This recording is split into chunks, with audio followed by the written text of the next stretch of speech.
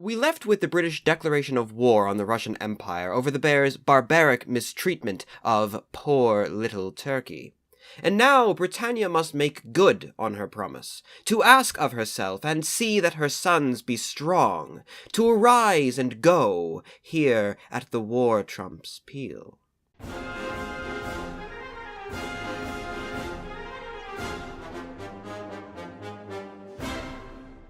So raise high the flag, our first scene reads, as we see men clamber up the rigging of Britain's mighty warships, up into an illuminated heavenly top, as music begins to swell up in proud tones. Rule Britannia, the iconic words burst from choral lips as we see Victoria seated proudly in the midst of jubilant crowds, color flowing around her in the form of a draped Union flag. At her feet sits her ever-loyal servant, that Lion of England, patient and reverent as any lapdog, and as always, defending his mistress, ready to do her bidding. Below, we see the reason for this jubilation. The thanks of a grateful, grateful world, blessed as it is by the presence of Her Majesty, a bastion of dignity in a savage world. Here see the soldiers of the Queen, hussars with their brilliant blue coats parading down the streets. Looking on, a woman waves a handkerchief farewell. Her face is pensive. Perhaps there's a husband among those ranks, moving off to do their duty as she knows he ought and must. She is proud as her heart breaks. With her, the children too look on, apprehensive, awestruck, and dazzled. The purity and innocence for which these men fight. Ladies and gentlemen sing in the capital streets, raising their hats in salute, while within the church, Britannia proffers her sword at the altar. God defend the right, we read. Britannia is not here clad in her usual robes, but in the armor of a holy knight of old. Her hair, still distinctly feminine, is kept knotted behind her head, while her Corinthian helmet and shield sit waiting in the corner. She appears in this mode not terribly unlike Joan of Arc. That Joan of Arc was in earlier years burnt the stake on English pressure is besides the point, of course. Moving on, crowds throw their caps into the air. Britons never shall be slaves, they cheer, as the ships are embarked for the great adventure that lies ahead. Ripe and ready for the fray are victorious legions as they march infinitely on, boarding those titanic symbols of British supremacy at sea. And here, as an amicable leviathan, Victoria raises her skirts, just enough, you see, to send her children forth. Hundreds of ships pour out from beneath this heavenly and ethereal mother, surrounded as she is by banners and clouds. Certainly the imagery of birthing is not without purpose here, as these sons of the blood all proceed directly from the body of Her Majesty, of Britannia itself. From the Blessed Isle, the fleet moves south, soon reaching the Rock of Gibraltar, that old bastion of British civilization in Iberia, where the navy might revictual itself. How terribly appropriate, of course, that this rejuvenation comes in the form of Britannia, or possibly Victoria herself, breathing into the fleet new life and vigor. The fleet rests at the rock, which towers high above the clouds, and as it does, we are met with calming imagery. Ocean waves foam gently against a clear horizon, and seabirds glide through the skies with playful tones in the distance. The Rock of Gibraltar now takes on a new, softer form, shrouded as it is by clouds. They dance and shift in the imaginations of the sailors below, with the rising sun showing the Lion of England, and then a beautiful Britannia, her hair flowing in the breeze, looking forward. And finally, an old imperial hero, Wellington himself, urging the men onwards to glory as he once sent out their forefathers. All reminders again of the dignity and glory which these men represent and for which they fight. They are now joined by the French, an imperial eagle rising from the horizon. With the brassy tones of La Marseillaise, the French fleet joins to the British, though such truly only serves to amplify the Union colors over the Mediterranean. The lion and the eagle advance, weaving through Turkish minarets as if they were a large gate of sorts, to reach the object of their crusade, Constantinople.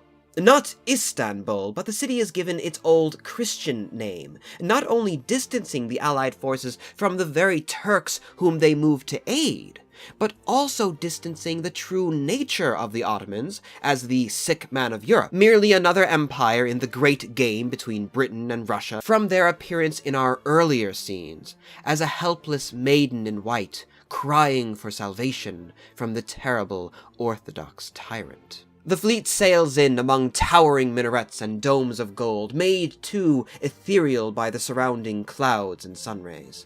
An ancient city, a proud one of tradition and culture, here to be saved by those righteous soldiers of the Queen. As the fleet is saluted by British, French, and Turkish officials alike, we have a minor character drama play out featuring a rather blustering-looking Lord Cardigan before we have a return to the usual film and the playing out of the actual conflict which has been so built up to this point.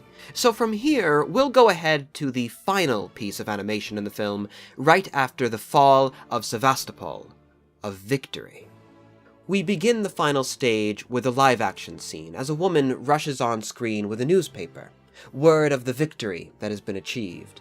The younger girl is delighted, and as she reads the words, begins to dance, twirling herself about in circles as if on a ballroom floor with her gallant. Perhaps she is retracing an earlier step that she took with him before he went off to war, before this triumph had been certain.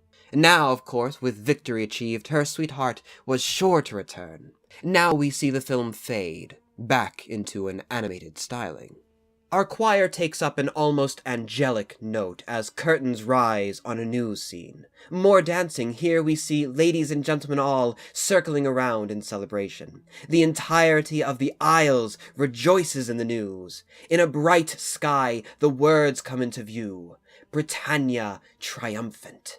Though it must be noted, these fairest of courtiers only move in circles, the same motion as ever. They make no true advance, even in glorious triumph. Another curtain opens to reveal the world, with a variety of representatives here marked, including our own John Bull, the Russian bear, and even Lady Justice herself. They contort themselves, first proclaiming Victoria, and then, with the Russian bear doubling underneath two British soldiers, victory. The two terms here clearly shown are synonymous. Victoria, Britannia, victory, all the same divine entity, and all centered around the ideals of justice. Now see the British lion in a jubilant and youthful appearance of boyish charm, nothing at all like the earlier strong man we saw permitting the torture of the bear. He holds aloft the Allied colors and is soon joined too by the French and the Turk, who hold the same. While they pay it no mind, of course, all are balanced on a precarious rope. As has been shown, regardless of if it is ever admitted, peace and civility, as held here aloft by our representatives, are fickle things indeed.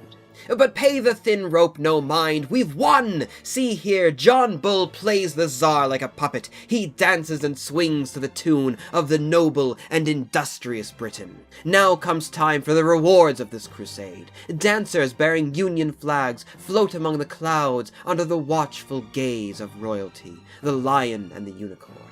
Then out of the clouds they rise up. Victoria, clad in the robes of Britannia, with her trident and shield, bearing a branch of peace. She has forgone the Corinthian helm in favor of her crown. Britannia is Victoria, the purest and most righteous exemplar of Britain itself. Prince Albert aids his queen from her carriage, and as their names fade in from behind, the loving royal couple dances, the heavens for their ballroom. Victoria spins through the clouds, more majestic than any dancer could ever dream to be, elevated here and supported by her soldier below. For who is Victoria without Albert? And who is Britannia without her soldiers? She comes through the clouds to a heavenly gate, to the ultimate prize of victory, and like Moses parts the barriers before her to what was promised. Her dress transforms from that of the dancer to regal robes as a rainbow of red, white, and blue spreads across the sky, welcoming Victoria to St. Basil's, hers now in triumph. Behold the mighty domes, a symbol synonymous with the seat of power in Russia. Now see a blade piercing through from the skies. A bayonet? A sword? No. A dinner knife, cutting the cake. That most ancient of symbols of the Russian Tsar, here but a dessert at Her Majesty's table.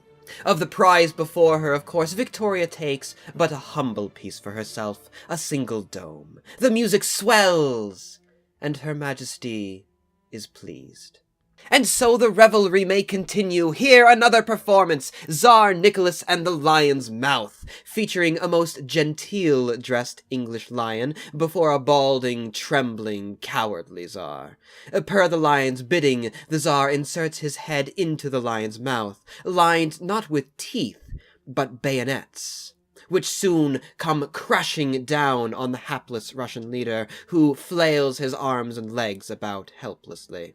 Next, the taming of the Russian bear opens to Britannia with the Orthodox giant chained and muzzled as her prisoner. Removing its crown with her trident, not even daring to dignify the humbled creature with her touch, she has the bear dance in its chains for the entertainment of the crowds. Soon the Turks, a horde all around, which were once portrayed as a fair and defenseless maid, pelt the pitiful creature with stones. It attempts to defend itself from the blows, but is overwhelmed and is soon forced to the ground, sorrow in its eyes. All the while Britannia holds the chains, doing nothing, of course, to sully her own dignity, and certainly nothing to aid the tortured animal. And as if the symbolism were not clear enough, we return again to our amicable Leviathan, the great mother of the British nation. She sits with the clouds, heaven itself for her throne, clad in royal robes of purest white. Beyond her, we see Nicholas, wearing a utilitarian military uniform of grey and black, his diminutive crown thrown from his head. He lays prostrate in his shame. And with a gentle motion of her scepter, Victoria's legions now parade over the body. A flash of a lion in purely animal terms, snarling over the fallen bear, and now fireworks. The fall of Sevastopol, the cause of this euphoria, this overwhelming outpouring of glory and triumphal feeling. Victory! Church bells ring, and we see angelic figures flow forth from a cannon, bearing laurels and bells in a beauteous display. Indeed, it's just enough to draw one's attention away from the disturbed oozing of a corpse from the bottom of the gun, laying limp and black upon the floor. But that doesn't matter, pay it no mind, it doesn't matter at all! Sevastopol! Sevastopol! Victory, glory, and triumph for Britain!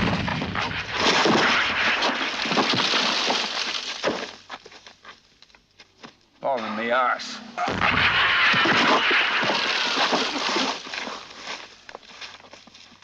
It does say in the Times newspaper that Sevastopol has fallen. I am fallen.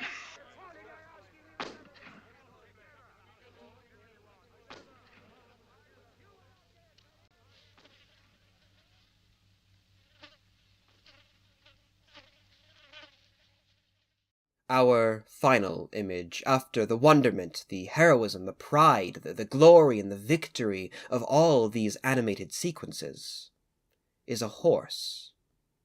Broken, rotting, decaying, silent.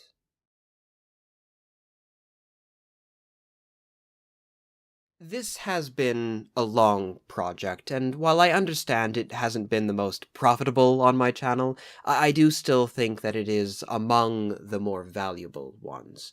It wasn't strictly historical, of course, so much as it was ideological, dealing more with aesthetic, ideals, art, than in specific historical events and statistics. What I hope can be gathered through these animations, being the incredible work of Richard E. Williams and his studio, and my interpretation thereof, is an overall sense, an impression of the many contradictions which were inherent in Victorian nationalism and foreign policy. While these animations detail a very specific setting, the Crimean War, the rhetoric and messages within could apply just as readily to most any other Victorian conflict. Honestly, perhaps any other era as well, even modern day. Particularly, I think we might find similar striking levels of hypocrisy and terror in the scramble for Africa, and those so-called punitive raids against African natives by men who claimed to have some sort of moral obligation, moral burden to those people. When reading period sources from the Victorian era, government records and military reports, as with any other time period, you'll run up against many things: Whiggish triumphalism, militant xenophobia, and sickening idealism. I'm not saying that you shouldn't trust period sources and what they have to say. They're products of their time, and every piece, no matter who wrote it and from what perspective, can give us further insight into the reality of a time period, particularly those most trying of times, such as war. But you must always temper these accounts.